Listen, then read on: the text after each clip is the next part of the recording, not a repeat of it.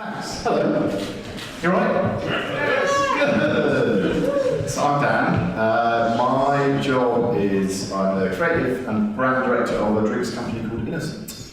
I've worked there since we started that company in 1999. My thought on thinking big, because I'm mainly going to talk about small, so it's going to be annoying. But so I start my big bit at the beginning is just to let you all know in advance that although Innocent is now part of Coca-Cola, which is big, it is very much a reverse takeover. And if I think of which business will still be in existence, I mean, Coke's a big, old business, 150 odd years old.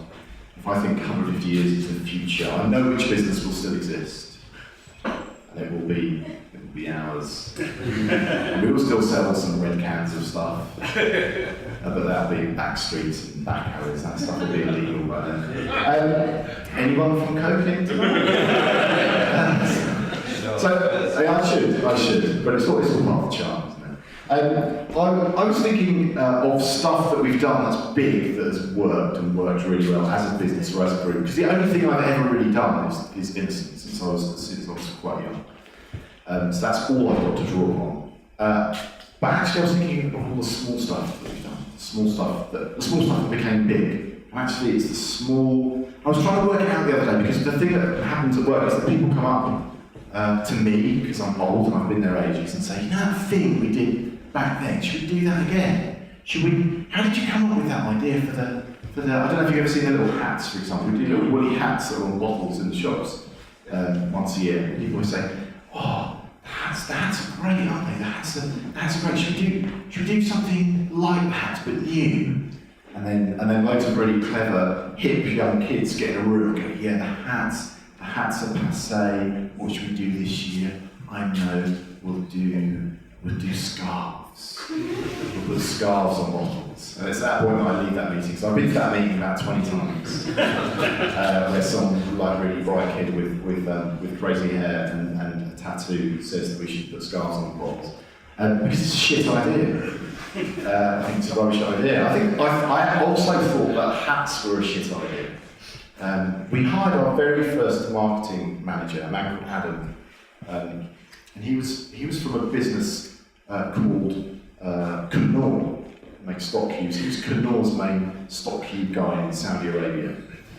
He was our very first professional marketing man. We thought we were onto a winner, but this guy he sorted out stock cubes in the Middle East, and he would therefore be able to sort out smoothies in the UK.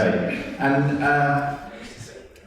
we were expecting big things from him. He was a pro, we were idiots. We were paying a lot of money to come and work for us.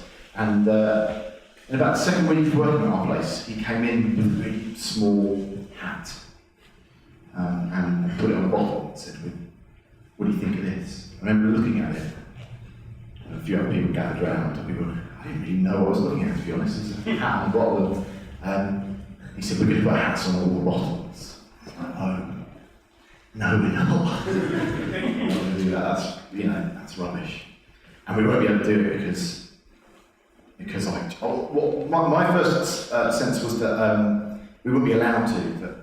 That supermarkets wouldn't allow us because I don't know where I got this from, but I just sensed like a sort of a wool-borne disease that would spread. Like there was going to be some sort of sheepy plague that would just whiz around the chill bar and kill everyone. But that didn't happen. But there were loads of reasons why it should have worked right. We didn't have a machine in the factory that could put hats on bottles. We had one that could put lids on. We didn't have one that could put hats on. The operational, the logistical, the everything reasons for doing it. We were stacked against him. So we told him that we weren't going to do it because it was rubbish.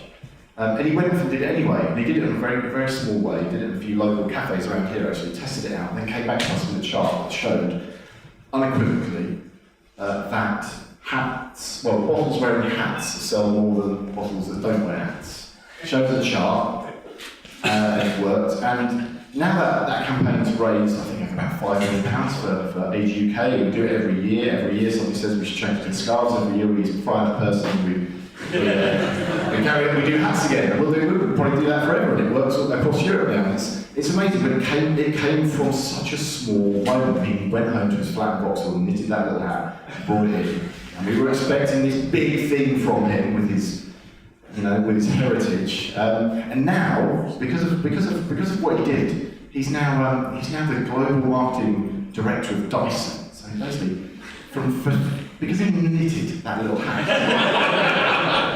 now his life is really cool, and he whizzes around in a helicopter with Sir James. And whenever I phone him to see how he is, he can never talk to me because I'm in a helicopter with Sir James. So that was one small thing. The other small thing is how we started. I find it a boring story, so I've told it loads of times, but maybe you'll find it vaguely interesting. But we had a small festival. So when we left university, one of the things that we carried on doing together as a group of friends was doing a really small festival, and it was called Jazz on the Green. It was in Parsons Green, and it was called Jazz on the Green because the council would only give us a licence for a jazz festival. They wouldn't give us a licence for a death metal festival or any other music festival. What's the greatest thing about Jazz? Well, the greatest thing about Jazz on the Green were innocent smoothies. That's when we tested the idea for the first time. So we put that on a stall that said, do you think we should give up our day jobs? And we had a trestle table, and people were invited that weekend to test out the proto smoothies that we'd made in the kitchen of our flat in Barron's Court. And people voted whether we should give up our day jobs in 2 bins marked yes and no. So that's a true story that happened. We had that festival. But the great thing about that festival was that was our first newspaper headline. So we've had some attention from the press in the history of the business, most notably when some smoothies started exploding in shops all of their own accord because of a batch of dodgy strawberries from Poland. That was just another story. But the headline that we achieved on the weekend of kind of launching Innocent Smoothies on Parsons Green was "Rivers of urine flood Parsons Green," because we had failed to provide adequate toileting. And so the Hammersmith and Fulham Council banned us from ever doing any festivals again. We did another festival a few years later in Regent's Park, which was called Fruit Stock. We thought we'd move away from Hammersmith and try Camden Council. We did that festival. We started very small again, and that grew to be the biggest festival in the UK by 2006. So 160,000 people came to the festival in 2006, and yet again we had a toileting issue, which this time it wasn't rivers of urine. It was. They always say, like, you know, if you're going to run a successful business, and especially if you're an entrepreneur, get really close to your customers. And so we did, because I've sorted through the feces of the people. I've had to unblock chemical toilets in pursuit of this big dream, in pursuit of this of being the world's greatest, largest, biggest food and drinks business. Do I think it was worth it? Do I think it was worth sifting through the food poop? Well, yeah. I think it was, as I sort of recount these stories to people in our business, the one thing I keep trying to remind them, because the thing that I regret the most is that I can't do everything anymore. I can't. The business is too big to be involved in every bit of it, and that makes me a bit sad, because that's what I loved. I loved knowing everyone. I loved knowing everything that was happening. But you can't do that in a bigger business. But the one thing that I walk around telling people is that you should try to encourage the art of counterintuitive thinking, because the best ideas we've ever had, the reason that we exist in the first place as a business, is because we've been counterintuitive. Everyone at the beginning of our starting smooth business told us it wouldn't work. Literally everyone, every investor, every storekeeper, every supermarket, every drinks expert, every festival organizer, everyone, and so